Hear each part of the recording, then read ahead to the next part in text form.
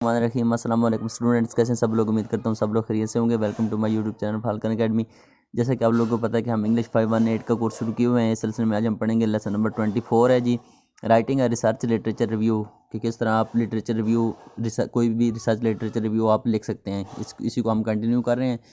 तो चलते हैं जी, writing and review of literature, कि जब आपने किसी भी लिटरेचर का रिव्यू लिखना है तो आपने क्या करना है। द आउटलाइन, जो आउटलाइन होती है, I recommend for writing a good review of research is one that I have adopted based on the chapter 6 of Cooper's book. कि वो आपको कह रहा है कि जो आउटलाइन लिखने का जो तरीका है, जो कि किसी भी रिसर्च रिव्यू को इस्तेमाल करने के लिए सजेस्ट किया जाता है, वो जो कॉपर की बुक है चैप्टर 6 है जिसमें वो ये तरीका दिया गया है, उसी को हम फॉलो करते हैं मोस्टली।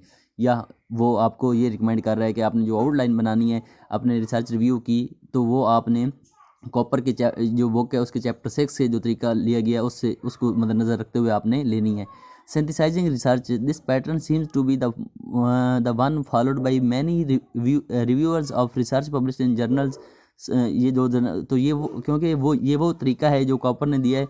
ये तकरीबन जितने भी रिसर्चर्स हैं जिन्होंने रिसर्च रिव्यू किया हुआ है, वो तकरीबन यही तरीका इस्तेमाल करते हैं, जो कि मुख्तलिफ रिसर्चर की जो रिसर्च है वो इन जर्नल्स के अंदर छपी हुई है। तो उन सब के अंदर उन्होंने भी यही तरीका इस्तेमाल किया, इसलिए वो आपको रिकमेंड कर रहे हैं कि आपने कॉपर का तरीका रेडी करना है आउटलाइन बनाने के लिए। This outline has the same headings that are used in reporting most primary research studies. कि इस आउटलाइन की जो हेडिंग होनी चाहिए, वो जो आपकी प्राइमरी रिसर्च की जो हेडिंग है उस सेम होनी चाहिए। आउटलाइन की हेडिंग और आपका जो रिपोर्टिंग प्राइमरी रिसर्च है उसकी हेडिंग सेम होनी चाहिए। Introduction, method, result and discussion, इसका वो आपको एक गाइडलाइन दे रहा है कि सबसे पहले जो सेक्शन वो इंट्रोडक्शन का होना चाहिए, दूसरा जो आपने मेथड यूज़ किया है वो होना चाहिए, तीसरा रिजल्ट होना चाहिए और चौथा डिस्कशन होना चाहिए। रिजल्ट के ऊपर आपने डिस्कशन करनी है।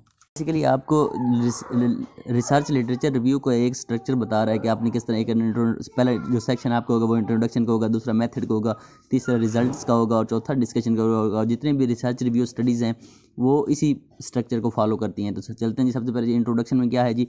इंट्रोडक्शन में होगा जी आपका the research question that you review addresses, कि आपका जो रिव्यू जो आपका रिसर्च क्वेश्चन है उसको जिस पे आप रिव्यू कर रहे हैं, तो उसमें वो हो जाएगा द इम्पोर्टेंस ऑफ जो टॉपिक आपने सेलेक्ट किया उसकी क्या अहमियत है, ये इंट्रोडक्शन में आ जाएगी।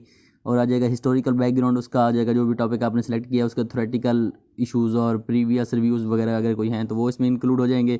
और तीसरा गोल ऑफ योर रिव्यू, कि आपकी जो स्टडी है, ये जो आपको रिव्यू है उसका मकसद क्या है। तो ये सारी चीज़ें आपके इंट्रोडक्शन सेक्शन में आ जाएंगी। दूसरा सेक्शन आएगी मेथड सेक्शन, की कौन सा आपने मेथड फॉलो किया है अपना रिव्यू कंडक्ट करने के लिए।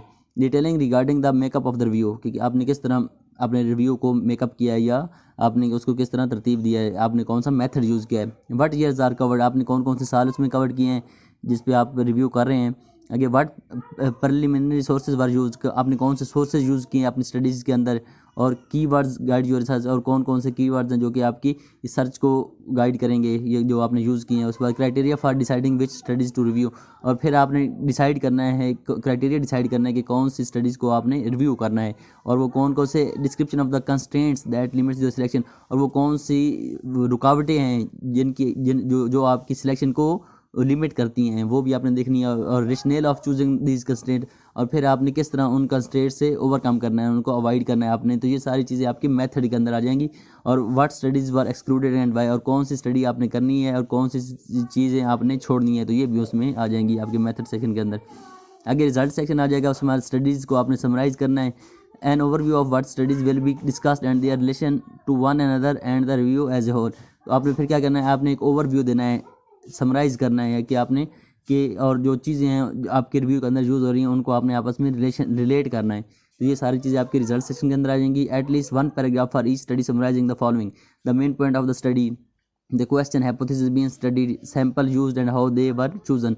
ये सारी चीज़ें आपके रिजल्ट के अंदर आ जाएंगी। मेन पॉइंट आपके आ जाएंगे, इसमें आपके हाइपोथेसिस आ जाएगा, आपके सैंपल्स आ जाएंगे और आपने किस तरह सैंपल्स को कलेक्ट किया है। तो ये सारी चीज़ें आपकी रिजल्ट सेक्शन के अंदर आ जाएंगी। और उसके बाद प्रोसीजर आपने कौन सा इस्तेमाल किया है, जर्नल फाइंडिंग्स क्या थी आपकी, और आथर इंटरप्रिटेशंस क्या हैं, एप्लीकेशन ऑफ द फाइंडिंग, आपने जो फाइंडिंग की उनकी एप्लीकेशंस क्या होगी, any concerns to which you might want to alert the reader, और कौन कौन से कुछ ऐसी लिमिटेशंस हैं जिनके ऊपर आप अपने जो रीडर्स हैं उनको वार्न करना चाहते हैं, तो वो भी आप अपने रिजल्ट सेक्शन के अंदर लिख लेंगे। इसके बाद नेक्स्ट जो आता है डिस्कशन सेक्शन, कि आपने डिस्कशन करनी है रिजल्ट्स के ऊपर।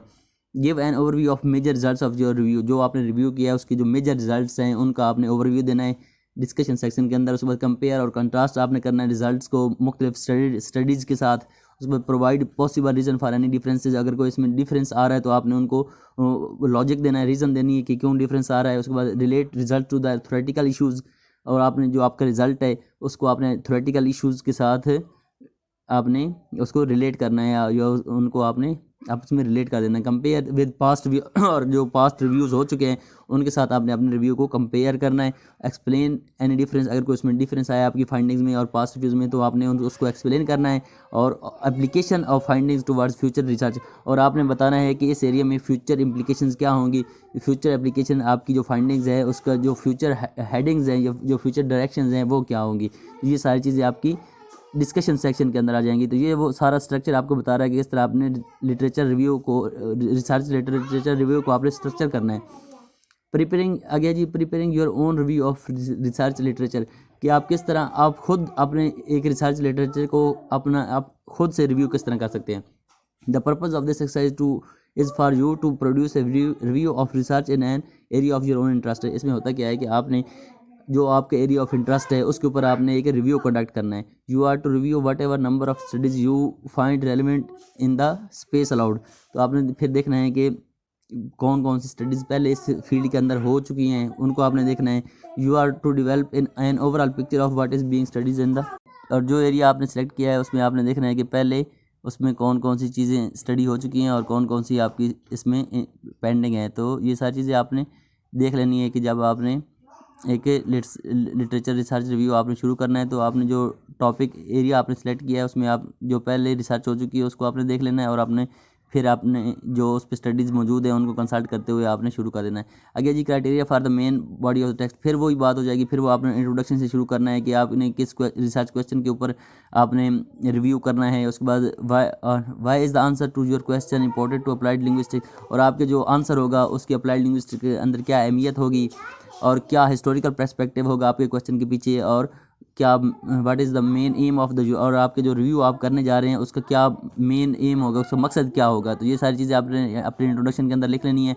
आगे मेथड सेक्शन आपका आ जाएगा, detail nature of your research, कि आपने आपकी रिसर्च की क्या नेचर है, आपने कितने सालों को कवर करना है अपने रिसर्च के अंदर, और आपने कौन से सोर्सेज यूज़ किए हुए हैं, आपने कौन से कीवर्ड्स यूज़ करने हैं, और क्राइटेरिया फॉर, फिर आपने देखना है कि आपके फिर इसके बाद मेथड जो आपने सेलेक्ट कर लिया इसमें आपने अपनी सारी चीज़ें बयान करनी। फिर रिजल्ट सेक्शन आ जाएगा आपका कि आपका मेन पॉइंट क्या है स्टडी का, कौन सा क्वेश्चन हाइपोथेसिस है जिसको आपने स्टडी करना है, और जो सैम्पल आपने जो यूज़ किए हैं वो आपने कहाँ से लिए हैं, और प्रोसीजर आपने कौन से इम्प्लीमेंट करते हुए आपने अपनी स्टडी को कंटिन्यू किया है, और जनरल फाइंडिंग्स क्या थी आपकी वर्ड्स के अंदर आपने लिखना है, और रिसर्चर इंटरप्रिटेशन या एप्लीकेशन ऑफ आपकी जो फाइंडिंग्स है उनकी एप्लीकेशंस क्या होंगी, ये सारे रिजल्ट सेक्शन के अंदर आ जाएगी जैसे कि हम पहले पढ़ चुके हैं।